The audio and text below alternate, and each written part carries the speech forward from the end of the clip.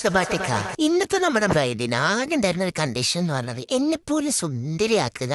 എന്റെ അത്ര ആയിട്ടില്ലെങ്കിലും എന്റെയും കാട്ടിലൊരു പകുതിയൊക്കെ വേണമെങ്കിൽ ശ്രമിക്കാമെന്ന് പറഞ്ഞു ഒരു പാട്ടൊക്കെ പാടിയോട് തുടങ്ങി ഞാൻ. എന്നങ്ങൾ വേറെ ഓരോരുത്തർ പാടുന്ന പാട്ടല്ലേ കേൾക്കണത്. ഞാൻ പാടുന്ന പാട്ടൊന്ന് കേട്ടോക്ക്. സുന്ദരി ഒന്ന് പയറൂ, അല്ല പയറല്ലോ, പറയൂ താനസഖി ഓരല്ലേ, അല്ലെങ്കിൽ വേണ്ട നിങ്ങളൊരു പാട്ട് കമന്റ് ചെയ്യ്. അത് ഞാൻ നാളെ അടുത്ത വീട്ടിൽ പാടിത്തരാം.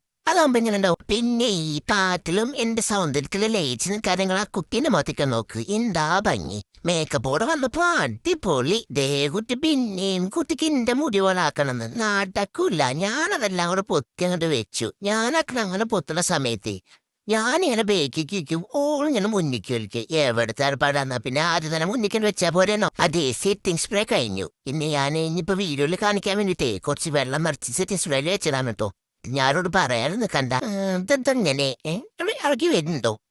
വരൂരായിരിക്കൂലേ. കുട്ടി കരയൊന്നും വേണ്ടട്ടോ. ഇതൊട്ടിക്കാൻ ഫ്ലെക്സ് ചെയ്തത് താത്തോണ്ടാണട്ടോ ഞാൻ ചോറും മറ്റും കൂടെ ഒടിച്ചേ. വേറെ ഒന്നും വിചാരിക്കണ്ട, നല്ല റേഷൻ അരിച്ചോറാണ്. ഇളകി പോരുന്നൊന്നും പേടിക്കണ്ട.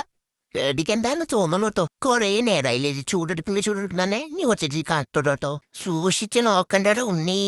ഇത് നീ തന്നെ സുന്ദരിയായിട്ടോ. നിങ്ങളെ അഭിപ്രായമൊക്കെ പറഞ്ഞാ നിങ്ങൾ ഇഷ്ടായോ ഇല്ലെന്നൊക്കെ. ഓള് മേക്കപ്പ് ഞാൻ എണീറ്റ് ഓടുന്നു. അപ്പൊ എന്നെ പോലെ ഡ്രാമോണിലേക്ക് എഴുതാം. ബൈ.